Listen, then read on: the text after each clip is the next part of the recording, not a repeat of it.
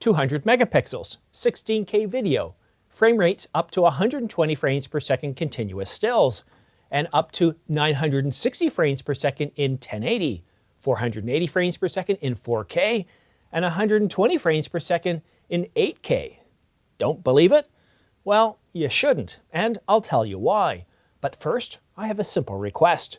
Please subscribe to this channel. It doesn't cost you anything, helps this channel grow, and keeps you informed on the latest camera gear. Science, news, archaeology, and other big topics have been plagued by a series of AI-generated content and channels that's more akin to fast food than a well-balanced diet. And while these videos do contain a kernel of fact, they're designed simply to maximize the number of views they get, and not journalistic integrity.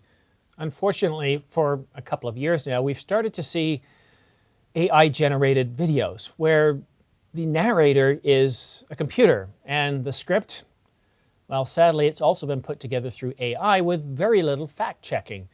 And we have entire channels devoted to science with really amazing thumbnails that I wish I could generate, they look really, really good. And I'm not showing any B-roll here. I don't want to give them any credit because I think learning is a wonderful thing. And I think there's an awful lot of great content on YouTube, such as this channel here, Veritasium.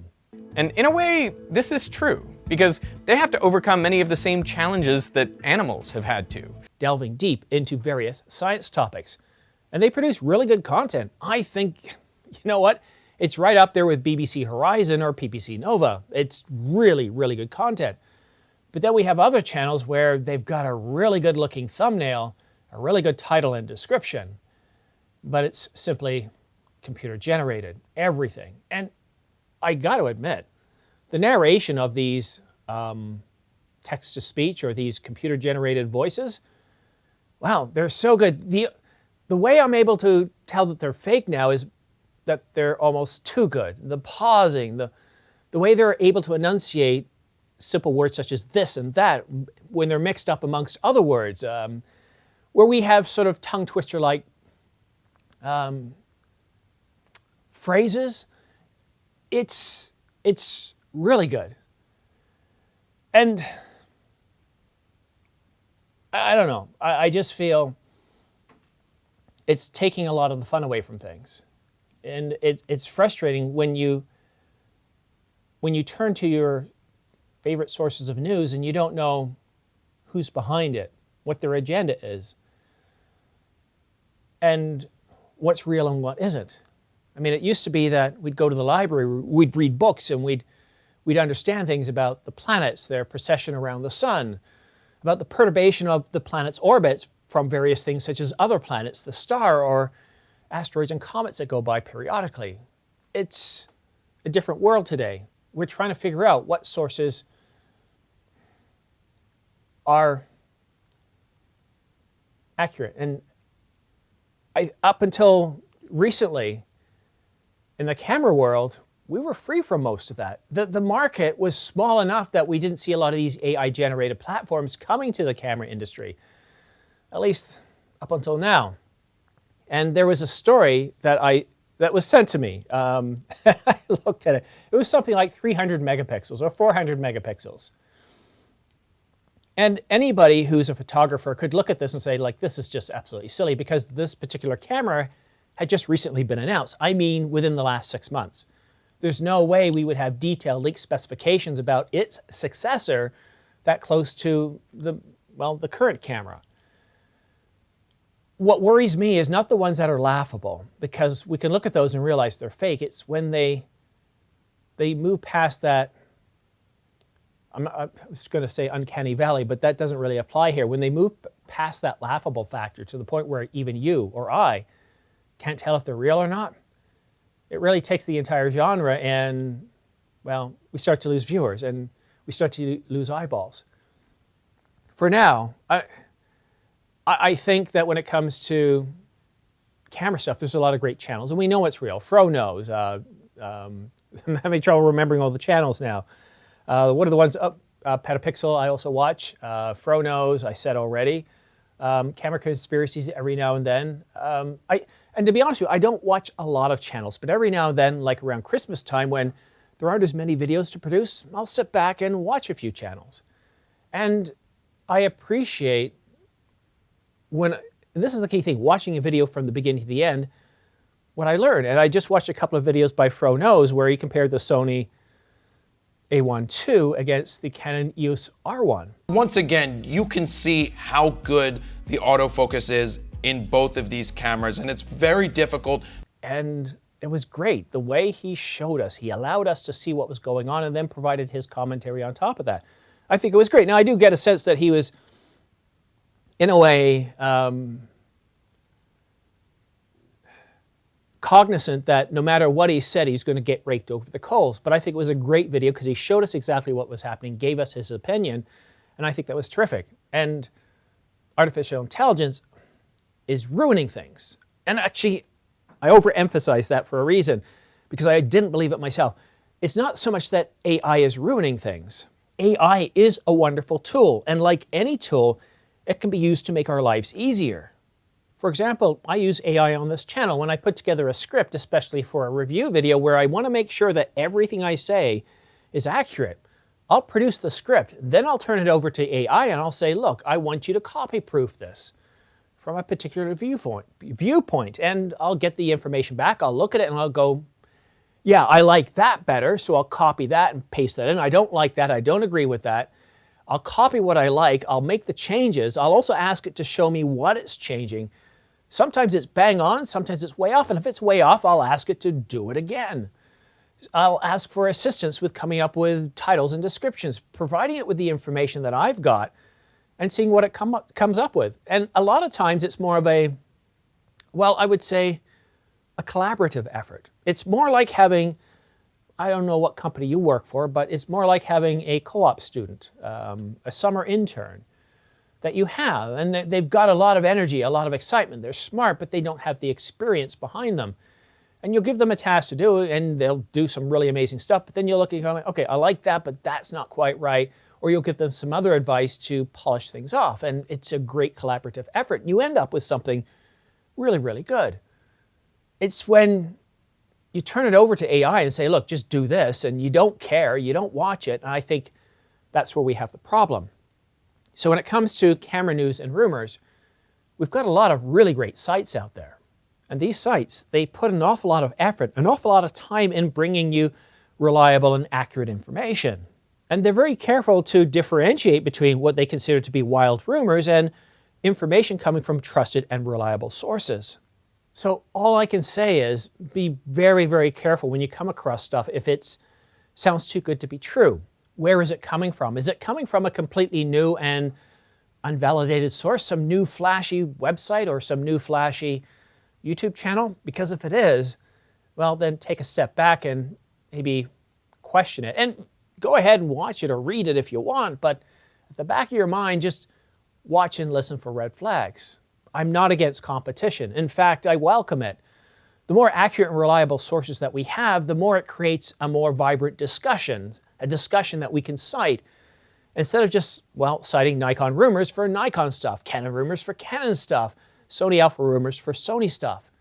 To have multiple sites to go through gives us multiple viewpoints to the same view.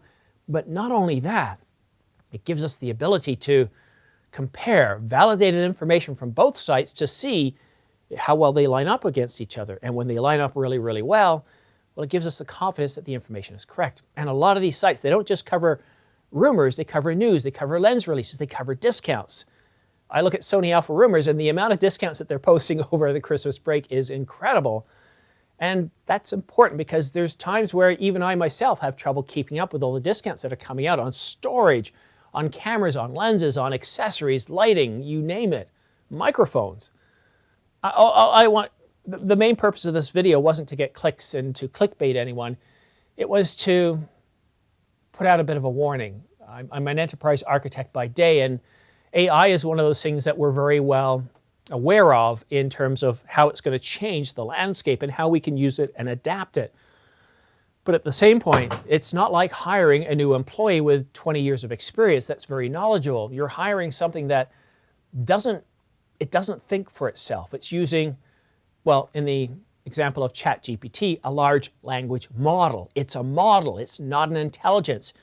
It's using the internet. It's using discussions to look for patterns and come up with information. And I gotta say, in the last month or so, ChatGPT has been horribly wrong a lot of the times. And thankfully, because I know my stuff that I'm asking it about, I turn back and say, yeah, that's not correct. And it'll say, I'm sorry. And it comes out with new information. I'll go again and I'll say, no, that's terrible. Please do your research. This is not even close to being accurate. And it's sad because just 5 months ago, I was impressed with how accurate it was. It was getting everything correct. And then about 6 months before that, it was off again. So it's almost schizophrenic in the way it works. Treat it like a large language model. Don't treat it like a person that's accurate. And I think it can be a very useful tool. But just be aware of these sites and these YouTube channels, and not just for cameras. I'm seeing this an awful lot now, to the point where it's actually driving out some really good channels and businesses because they can't compete. I'm lucky. This to me is a business, but it's also a hobby. It's something that I really enjoy. When I retire, I will do this, even if it's only bringing in a small amount a year. It's something that I enjoy, I really love doing. But for people who have businesses and they see AI coming in, or these channels using AI to come in, and they're not putting much effort into it. And that's another thing too. Some videos can take a week, 2 weeks to put together, especially the ones that Veritasium does. Sometimes it can take months.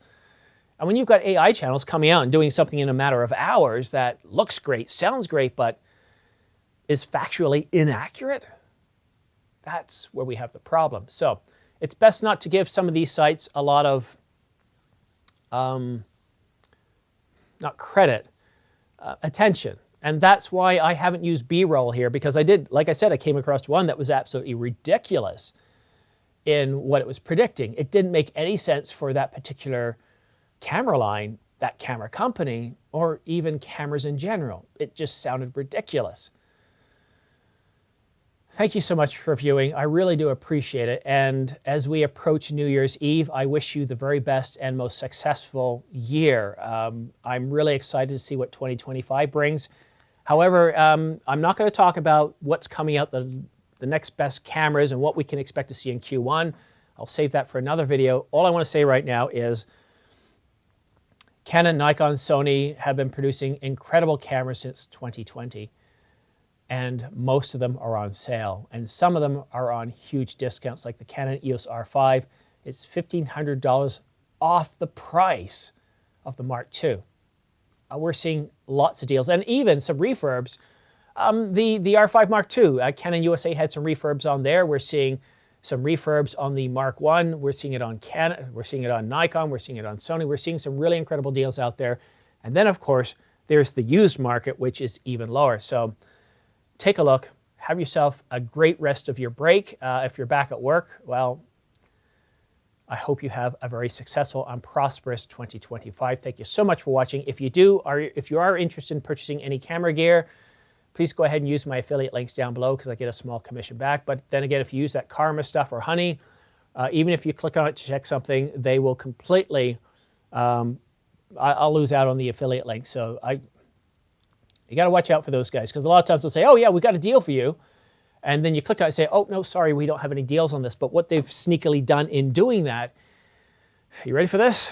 They replace my link or anybody else's link you were on before, the video that you watched, by them coming up and saying, hey, I can check on something for you. So as soon as you click on yeah, check, even if they come up with nothing, they replace the previous link. And it's, well, it's not right. But anyhow, thank you so much for tuning in. Have yourself a great weekend. Well, actually, I'm recording this on the weekend. It'll be the week. Have yourself a great new week, a new year, and we'll see you again soon.